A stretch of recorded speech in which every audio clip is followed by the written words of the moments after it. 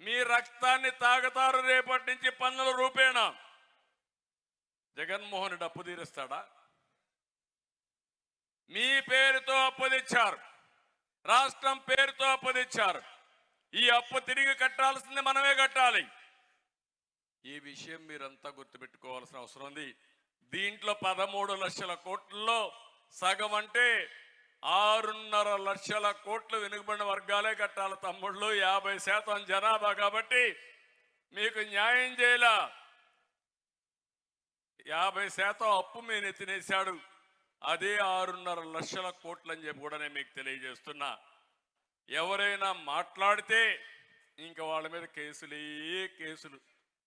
ఇక్కడ ఉన్నారు, అచ్చెన్నాయుడితో బోణి చేశారు. ఆ రోజు ఫస్ట్ ఆయన్నే అరెస్ట్ చేసేశారు. అక్కడి నుంచి అందరినీ గుండె వాళ్ళందరినీ ఎవరన్నా ఉన్నారంటే అందరి మీద కేసులు. అంటే హోదాను బట్టి కేసులు పెంచారు. కాడాసిల్లో మున్రాజమ్మ పాపం ఒక కొట్టు పెట్టుకునుంది. లోకేష్ వస్తే అక్కడ పోతా ఉంటే ఆ కొట్లో స్వాగతం పలికింది. ఆవిడ చేసిన పాపం. పడ్డాడు బియ్యపు రెడ్డి. నెక్స్ట్ డే ఆవిడ షాప్ మీద.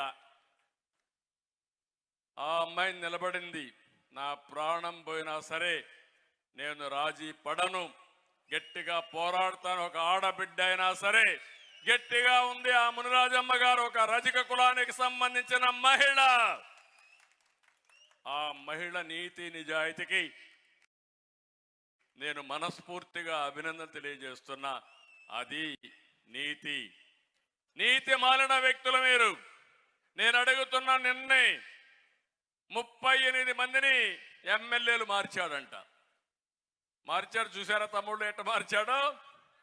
ట్రాన్స్ఫర్లు చేశాడు. ఈ ఎమ్మెల్యే ఇక్కడి నుంచి, ఈ ఊరు నుంచి ఇంకో